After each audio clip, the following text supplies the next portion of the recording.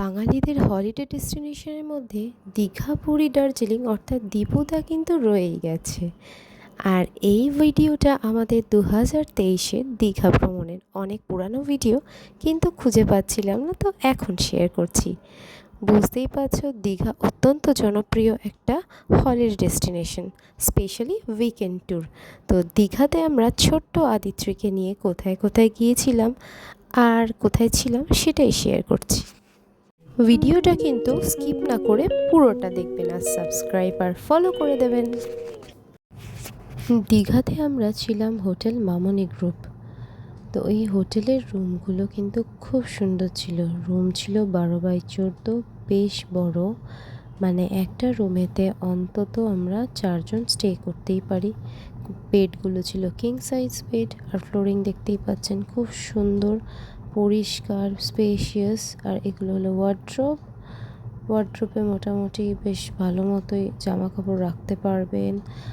আর এখানটায় হলো হ্যাঙ্গিং করার জায়গা, ওয়ার্ড্রোপটা দেখাচ্ছি, অনেকটা স্পেস। আর এই যে ওয়ার্ড্রোপের মধ্যে জিনিসপত্র, এখানে আমরা অলরেডি জিনিস রেখেছিলাম।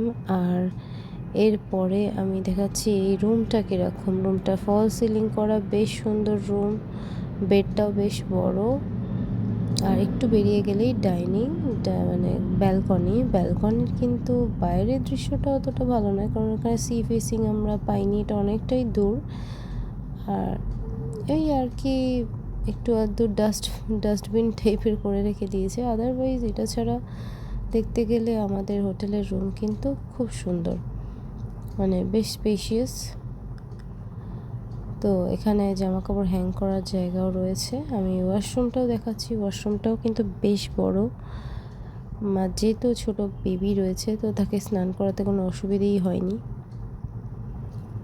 তো কোনো রকম ফেসিলিটিসের খামতি নেই, এখানে সব কিছুই দেওয়া রয়েছে। শুধু গিজারটা একটু আমরা কমপ্লেন করেছিলাম, আদারওয়াইজ সবই ঠিকঠাক।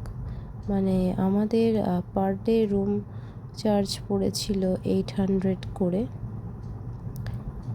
তো এই রকম বড় রুম 800-এ পাওয়া সত্যিই একটা ভালো ব্যাপার, তাও সিজনাল টাইমে। তো আদিত্রিকে আমি খাওয়াচ্ছিলাম, আদিত্রি দুষ্টুমি করে যাচ্ছে, আর কি বলবো, এইসব করে তারপরে আমরা আজকে ট্রিপটা শুরু করব। আমরা একটু বেরাবো বাইরে, সি বিচের ধারে যাব, তারপর আমরা বিভিন্ন জায়গাগুলো ঘুরবো, লাইক অমরাবতী পার্ক, ঢেউসাগর, সেগুলো আমরা তোমাদের শেয়ার করছি জাস্ট। আর আমাদের হোটেলটা সি বিচ থেকে জাস্ট 10 থেকে 15 মিনিট মতো। যদি কেউ হাঁটতে না চায় তো টোটোর ব্যবস্থা আছে। হোটেলের ভিউ তো তোমরা পেয়েই গেলে। এরপর আমরা চলে এসেছিলাম সি বিচে একটু মজা করতে।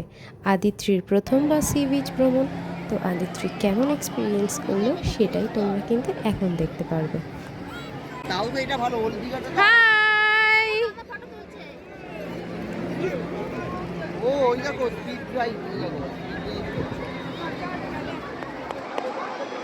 তুমি ওরকম বসে না, হাসবে, ও মুখ ঘুরিয়ে নিল তো।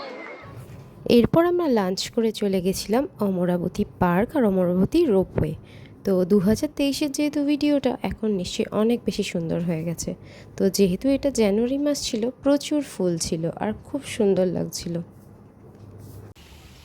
এরপর আমরা চলে গেছিলাম অমরাবতী পার্কের টয় ট্রেন চড়তে। আদিত্রির তো এইগুলো ভীষণ ভালো লাগে, আর যেহেতু প্রথমবারও এগুলো চড়ছে, she is really very excited. দেখতেই পাচ্ছেন, ও ওর জেম্মার হাত ধরে টুকটুক করে হেঁটে হেঁটে যাচ্ছে।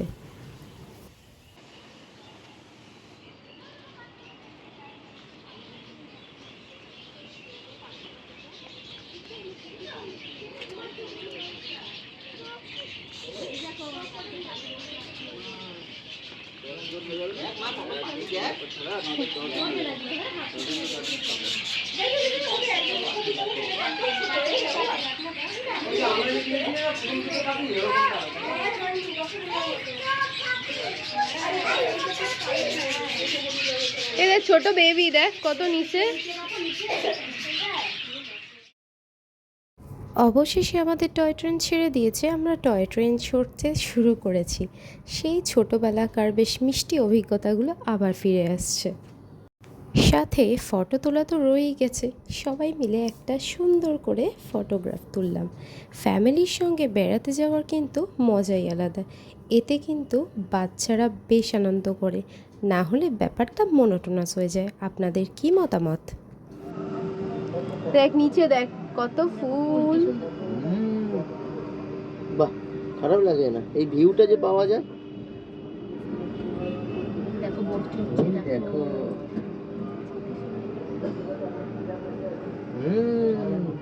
জলের উপর দিয়ে যাচ্ছে।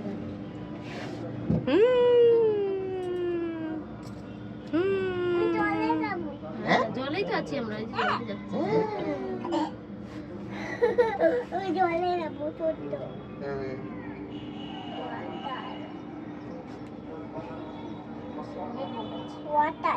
ওয়াটার ওয়াটার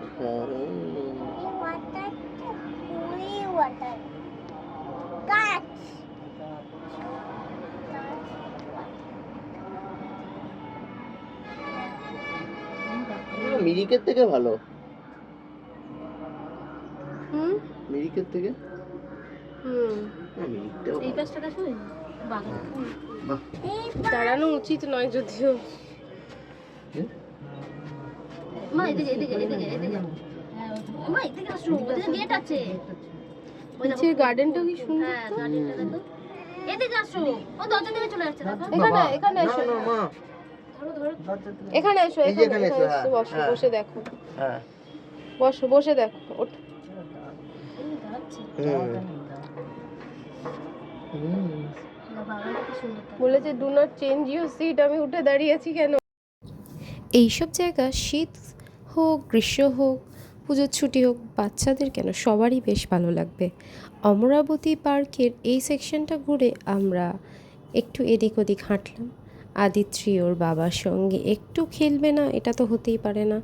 ওরা যেখানেই রাইডস পায় না কেন সেখানেই চড়তে শুরু করে। তো চললো বাবা আর মেয়ের কিছুক্ষণ খুনসুটি, তারপর আমরা সন্ধেবেলায় বেড়াতে যাওয়ার পালা। এরপর আমরা চলে গিয়েছিলাম ঢেউসাগর, যেটা কিনা দীঘার একটা নতুন আকর্ষণ। তো ঢেউসাগরে গিয়ে আমরা কি কি এনজয়মেন্ট করলাম সেটাও তোমাদের সাথে শেয়ার করছি।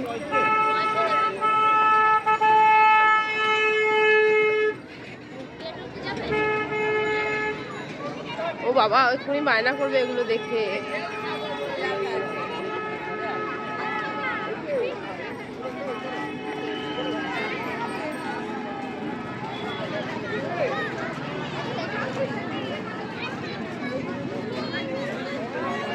মেরি ক্রিসমাস, মামা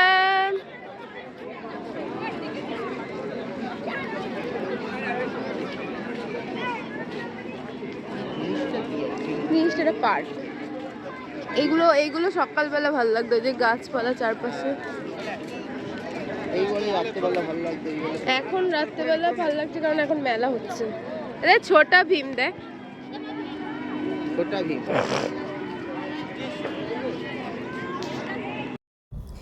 ঢেউসাগরে বেশ একটা ক্রিসমাস বা নিউ ইয়ার ইভ বলতে পারেন, সেই মেলায় কিন্তু এখনও রয়ে গেছে। কারণ কয়েকটা ক্রিসমাস ট্রিও সাজানো দেখলাম, যদিও আজকে 23শে জানুয়ারি, কিন্তু মেলা তো মেলাই, মানুষের কাছে মেলা আনন্দ এগুলোর বেশিই দরকার। তো ঢেউসাগরে আমরা এইসব জিনিসগুলোই দেখলাম। তারপরে একটু সমুদ্রের ধারে এসে দোকানপাট, ফিশ ফ্রাই সমস্ত রকমই দেখলাম। এই ফার্স্ট টাইম আমি এখানে এসে কিন্তু ফিশ ফ্রাই ট্রাই করেছি, খুব একটা ভালো ছিল না কিন্তু খারাপও ছিল না। তো এখানে এখন অনেক ডেভেলপমেন্ট হয়েছে, অনেক হোটেল তৈরি হয়েছে। চলুন আমরা পরের দিনের গন্তব্যস্থলে যাই। এইটা পুরীর মতো লাগছে দেখো, ওই যেরকম কুয়াশা।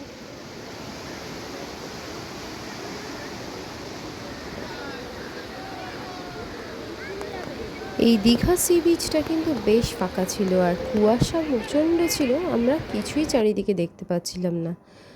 এরপর আমরা চলেছিলাম মোহনার দিকে ফিশ মার্কেট দেখতে, কিন্তু রাস্তা যা খারাপ তা আমার ক্যামেরার শেকনেস দেখেই বুঝতে পাচ্ছেন।